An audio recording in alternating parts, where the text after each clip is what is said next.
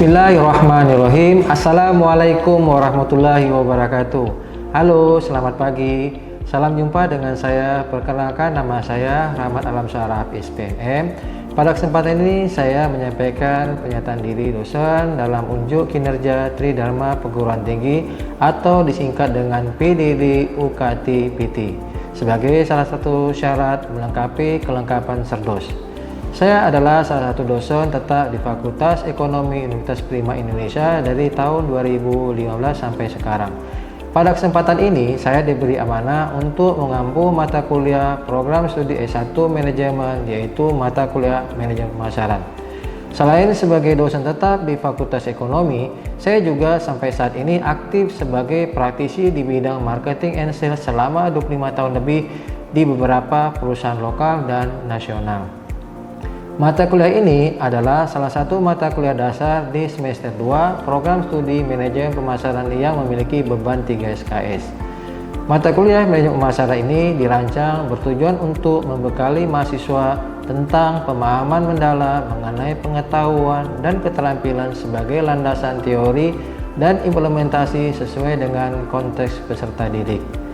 Manajemen pemasaran membahas tentang bagaimana memahami konsep dasar pemasaran, menguasai proses pemasaran untuk meningkatkan penjualan keuntungan perusahaan, menganalisis tren pasar saat ini, mengembangkan strategi pemasaran, membangun brand perusahaan yang kuat, menciptakan nilai pelanggan, membangun hubungan jangka panjang dengan pelanggan, berpikir kreatif dan inovatif, meningkatkan pengembangan teknologi.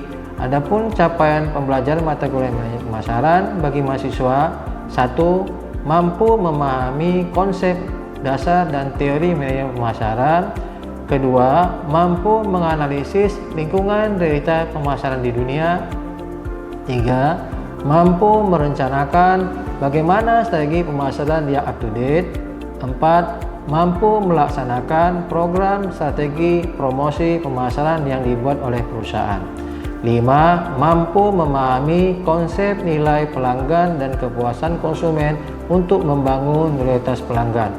6. Mampu mengembangkan strategi pemasaran yang berkelanjutan. 7. Mampu menguasai perkembangan pemasaran digital. 8. Mampu menerapkan etika di dalam pemasaran. Diharapkan mahasiswa dapat belajar efektif dan efisien untuk pengembangan praktek di lapangan pada realita dunia kerja.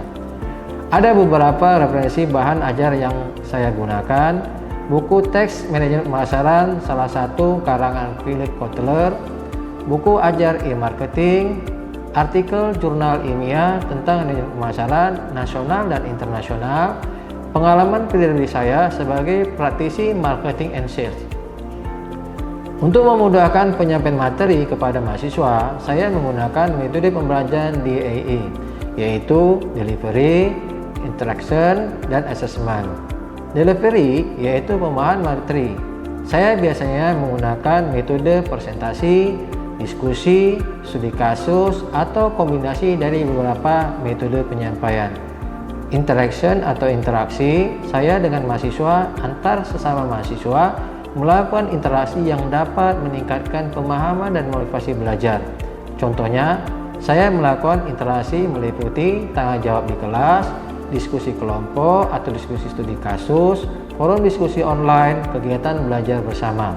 Asesmen atau penilaian. Penilaian dilakukan sesuai dengan ketentuan dari pihak kampus Unpri, yaitu saya mengukur sejauh mana mahasiswa telah memahami materi perkuliahan seperti presensi atau kehadiran mahasiswa bobotnya 10%, kuis atau tugas individu atau kelompok bobotnya 20%, ujian tengah semester atau UTS bobotnya 30%, ujian akhir semester bobotnya 40%. Di sini saya juga menggunakan metode pengajaran online dan offline. Pengajaran online, di sini saya melakukan penginputan modul materi pembelajaran sesuai dengan rencana pembelajaran semester di awal semester dimulai, memberi pretest dan post-test yang ada di sistem pembelajaran daring di saat perkuliahan berlangsung, membuka chat room dan WA group kelas untuk memudahkan mahasiswa bertanya ke dosen untuk materi pembelajaran yang kurang mahasiswa pahami. Pengajaran offline, di sini saya menyampaikan secara langsung materi bahan ke mahasiswa dan melibatkan interaksi langsung dosen dengan mahasiswa di dalam kelas. Di sini saya juga menerapkan metode penyampaian materi bahan ajar dan membuat grup diskusi kepada mahasiswa untuk topik modul pembelajaran yang diajarkan di setiap pertemuan. Dengan demikian, saya berharap mahasiswa dapat secara maksimal belajar mengembangkan potensi dalam dirinya untuk dapat menerapkan di realita pekerjaan selanjutnya. Berikut ini merupakan video bagaimana saya menyampaikan materi ajar mata kuliah manajemen pemasaran di kelas. Selamat pagi semuanya. Oke, hari ini kita mempelajari tentang produk manajemen pemasaran ya, dengan topik adalah produk, yaitu pada modul 6. Adapun di sini siapa yang tidak tahu tentang apa itu produk? Atau ada yang tahu tentang produk? Ayo, siapa? Ayo. Sampaikan, iya, siapa? Apa itu produk? Perkenalkan nama saya Muhammad Faldo. Produk itu Pak seperti kayak apa yang kita pakai sekarang dan itu diperjualbelikan dan ada juga produsen yang membelinya. Iya, produk itu adalah suatu bahan atau barang ya yang digunakan oleh orang untuk dipakai ya. Jadi ada menurut Kotler ya, produk adalah segala sesuatu yang dapat ditawarkan kepada pasar. Jadi produk itu kita tawarkan ke pasar, itu baru namanya produk ya, untuk memuaskan keinginan dan kebutuhan termasuk secara fisik maupun jasa ya. Jadi kita tawarkan produk itu supaya orang menikmati produk yang dijual perusahaan atau diri kita sendiri ya. Kemudian produk merupakan segala sesuatu yang diterima konsumen dalam proses pertukaran dengan produsen. Ada pembeli, ada penjual ya. Berupa manfaat pokok. Jadi produk itu ada namanya manfaat ya. Sehingga orang membeli produk itu karena membeli manfaatnya. Kemudian ada produk fisiknya ya, dan dalam bentuk kemasan serta elemen tambahan yang ada menyertai produk tersebut. Mungkin ada kecantikan, ada manfaat dari misalnya fungsinya dan sebagainya. Konsep produk merupakan salah satu filosofi pemasaran yang menekankan bahwa konsumen akan menyukai produk-produk yang menawarkan kualitas, kinerja, dan fitur terbaik. Jadi produk itu harus menawarkan kinerja dan fitur yang terbaik bagi orang yang menikmati produk tersebut ya. Ini contohnya, kita tahu ini produk apa? Dari makanan, dari produk Nestle ya. Ini produk adalah produk-produk yang biasa kita lihat atau konsumsi sehari-hari ya. Jadi dengan kita mengetahui produk, oh kita tahu, oh ini produk ini terkenal, oh ini produk ini baru, oh ini produk ini sudah lama ya. Mungkin orang sudah tahu, kita dari kecil bayi juga sudah tahu produk Nestle. Artinya ini produk yang sudah lama dan terkenal dipakai sehari-hari bagi kehidupan kita ya. Kemudian mengapa produk itu penting? Ayo, siapa yang bisa tahu? Mengapa produk itu penting? Ini ada namanya Polytron, mungkin TV kita. Ini ada namanya mie goreng yang biasa dipakan oleh anak kos ya, kalau lagi bulan-bulan paceklik, betul ya. Nah, ini ada teh botol, apapun makanannya, minumannya tetap teh botol ya. Jadi produk itu penting karena apa? Karena meningkatkan daya saing. Dengan ada produk, maka perusahaan daya saingnya makin tinggi. Contoh misalnya tadi Sosro. Ya, setelah Sosro muncullah nanti yang namanya Teh Tea dan sebagainya. Ya, untuk memunculkan daya saing. Yang kedua Pak, membangun loyalitas pelanggan. Kalau sudah melekat di dalam pikiran kita sebagai konsumen, itu akan muncul loyalitas. Sama seperti tadi, produk Nestle, kita udah tahu apa itu Nestle. Apa itu Pepsodent, apa itu TV Polytron. Sudah melekat di dalam diri kita. Di sini kita nggak tahu ada merek TV yang namanya Koko. Yang mana Pak? Benar ya? Nah, yang bisa kita kenal Samsung, ya, Polytron, ya, LG dan sebagainya. Ya, Yang ketiga apa? Meningkatkan keuntungan. Dengan produk perusahaan mendapatkan keuntungan karena nama besarnya. Kita biasa membeli produk itu yang punya nama besar. Kenapa? Sudah berpengalaman. Ya. Jadi dengan nama besar akan mendapatkan keuntungan bagi perusahaan dan bagi kita. Kenapa? Kita merasa puas dengan nama besar itu. Pakai TV apa? Samsung. Pakai TV apa? Polytron. Ya. Yang keempat apa? Menciptakan nilai bagi kita. Contoh, kamu beli apa di rumah di TV? Oh, saya pilihnya di Polytron, LG. Oh, saya pakai tipe yang ini. Jadi apa? Nilai ada yang kita lihat. Jadi kalau kita mau main jalan-jalan tempat teman ke rumahnya, oh kamu pakai apa? Pakai Sharp, pasti layarnya bagus. Ya, Polytron, pasti sound sistemnya bagus. Ya, seperti itu. Kemudian apa? Membangun brand. Ini yang selalu kita lakukan, membangun brand. Jadi kita perusahaan kalau memang sudah brandnya kuat, nggak perlu lagi namanya promosi. Dulu kita lihat ya, Aqua jor-joran promosi, Samsung jor-joran promosi di TV. Sekarang tidak ada lagi. Kenapa? Brandnya sudah kuat, sudah sebagai leader di pasar. Ya. Kemudian apa? Mendorong inovasi. Artinya apa? Produk itu akan selalu dari naik menjadi turun. Perlu ada inovasi supaya apa? Produk itu tetap eksis di pasaran, ya. Jadi supaya eksis bagaimana? Inovasi bagi perusahaan-perusahaan yang tidak melakukan inovasi, maka apa akibatnya? Tertinggal. Contoh produk HP Nokia, Kodak, tertinggal. Malah sekarang sudah tidak ada lagi rimbanya. Ya, jadi perlu lakukan inovasi. Selanjutnya apa? Memperluas jangkauan pasar. Artinya apa? Produk itu menambah pasar yang lebih luas. Mungkin selama ini dia pasaran menengah ke atas. Dia masuk ke level menengah ke bawah. Artinya apa? Atas dia pasaran ambil, di bawah juga ambil. Jadi apa? Menguntungkan bagi perusahaan.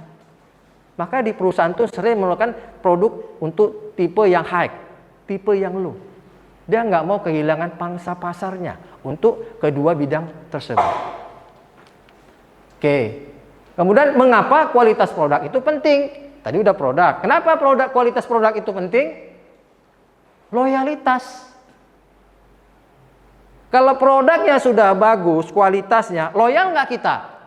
Loyal kan? Ditawari orang, nggak mau pak, ini produknya sudah saya nikmati, udah saya puas pak produknya. Karena apa? Kualitasnya sudah terjamin, sudah pernah saya pakai. Selanjutnya apa? Jangka panjang. Karena apa? Kita terus-terusan memakai.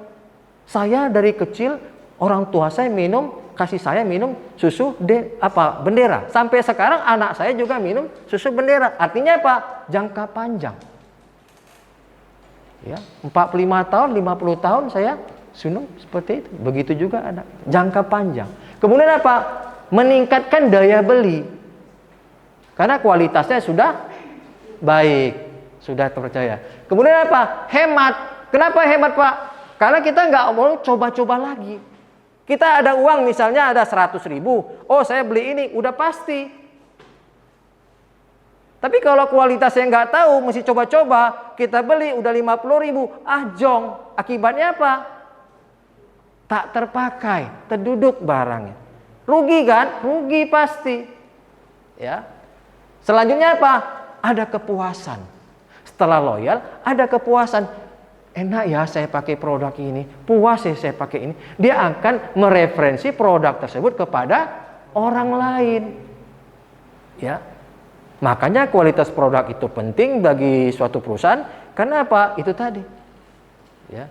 Perusahaan tidak susah lagi untuk melakukan promosi dengan budget yang begitu besar. Maka kalau kita lihat produk-produk yang sudah unggul, cuma sekali, 2 kali dia tayangan ke TV. Selebihnya apa? Dia tidak akan membakar uang lagi untuk biaya promosi. Oke. Kemudian ada namanya klasifikasi produk. Ya. Apa itu?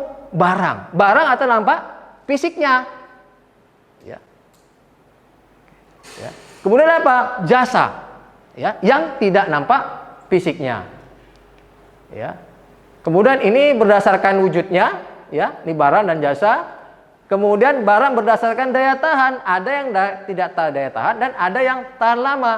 Nih contohnya. Ini barang yang tidak tahan lama. Artinya apa? Sekali makan habis. Selanjutnya ini barang yang tahan lama, berkali-kali kita pakai itu tidak habis. Ya. Kemudian tingkatan produk, ya. Ada namanya produk utama atau produk inti. Artinya apa? Kita membeli suatu produk karena itu penting. Yang kedua, produk generik, alternatif. Kalau nggak ada yang generik, yang paten, ya generik. Ya. Kemudian apa? Harapan. Ya udahlah daripada nggak ada. Ya. Kemudian pelengkap. Ya udahlah, melengkapi aja. Ada nggak ada, nggak ada masalah. Dan potensi, ada keinginan. Ya udahlah, saya ingin tapi nggak beli, nggak ada rencana beli. Ya.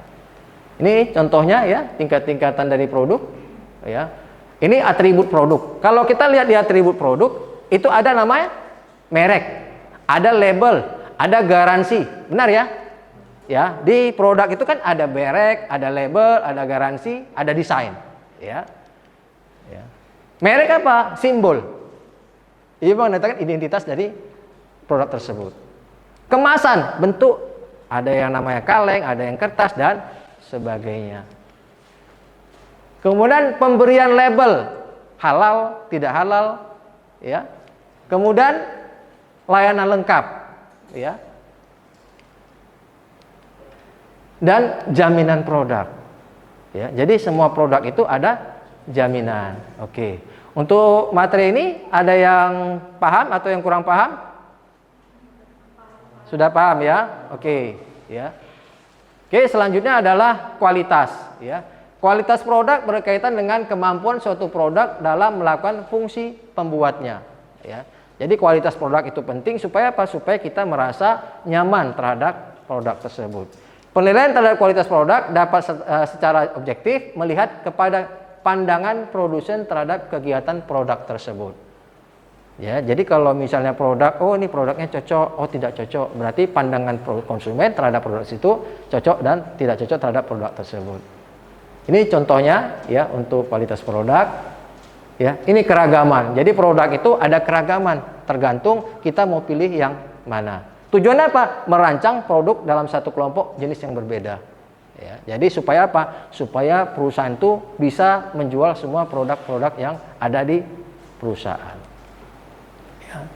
Kemudian pengembangan produk baru ini penting supaya apa? Supaya ada inovasi. Ya, ada inovasi sehingga masyarakat menjadi terpuaskan dengan produk-produk yang ada. Kemudian produk baru dikembangkan juga ditentukan berdasarkan bauran produk. Mau seperti apa baurannya? Ya. Jadi tergantung dari perusahaan. Jadi sekarang perusahaan harus tanya ke konsumen. Ya, mau seperti apa produk yang kami tawarkan. Jadi kalau kita perusahaan hanya peduli dengan dirinya sendiri, itu produk tidak akan bakal laku.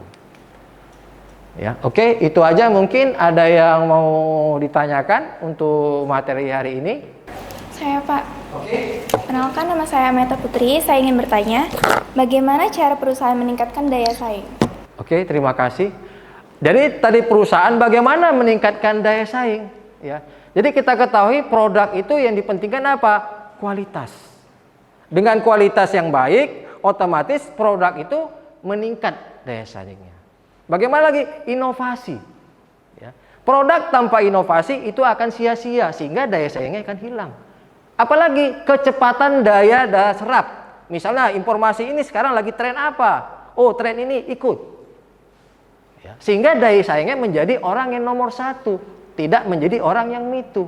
Makanya orang yang nomor satu mendapatkan kelebihan. Apa? Mendapatkan market tersendiri dibandingkan orang yang kedua. Ya. Apalagi dia bisa menentukan harga. Karena apa? Sudah ada daya saing, sudah ada loyalitas sebagai leader. Ya. Sehingga itu tadilah yang dilakukan oleh perusahaan supaya meningkatkan daya saing produk. Oke? Ada lagi? Perkenalkan, nama saya Christian Nabitopulu. Saya ingin bertanya, mengapa kualitas produk penting bagi perusahaan? Oke, kualitas produk itu penting yang kita sampaikan tadi. Karena apa? Dengan kualitas produk yang bagus, maka timbullah loyalitas. Ya. Suatu produk kalau misalnya ya kualitasnya kurang baik, tidak ada muncul loyalitas. Orang hanya pakai sekali, selebihnya tidak. Ya. Jadi dengan kualitas bagus, orang percaya, oh produk ini bagus. Kemudian apa? Repeat order. Ya. Untuk mendapatkan repeat order itu nggak gampang. Jadi kalau produk itu udah berkualitas, tanpa ada promosi, orang melakukan repeat order. Selanjutnya apa? Harga. Banyak orang yang lebih melihat kepada kualitas dibandingkan harga. Terutama orang yang menengah ke atas. Kenapa? Dia mau kepuasan pemakaian terhadap produknya. Dia tidak melihat harga. Tapi apa? Produknya berkualitas nggak? Banyak kan kita lihat kan? Benar kan? Kalau kita, Pak, kenapa kamu pakai ini jam sampai 1 miliar? Ada jam 1 miliar dipakai orang kan? Lebih baik beli jam atau beli mobil? Kalau kita yang kalangan menengah ke bawah, ya itu beli mobil atau beli rumah. Kalau sementara kalau misalnya orang yang prestisnya, dia pasti beli jam. Ya, oke. Ada lagi yang mau ditanya? Oke, tidak ada, sudah jelas? Sudah aja. Oke. Hari ini kita karena waktu perkuliahan kita juga sudah habis, maka kita hari ini ada tugas. Ya, tugasnya adalah membuat contoh konsep produk, baik itu secara kita produk pribadi atau perusahaan yang akan kamu presentasikan nanti. Contoh, kita punya produk pribadi atau kalian bekerja di perusahaan, kalian buat ya, mengapa produk atau barang jasa tersebut dapat dipasarkan atau dijual. Kita punya produk, bagaimana produk itu bisa laku dijual di pasar. Ya, baik itu produk kita pribadi, misalnya Pak saya ada usaha jual gorengan atau jual kue, atau Pak saya bekerja di perusahaan. Ya.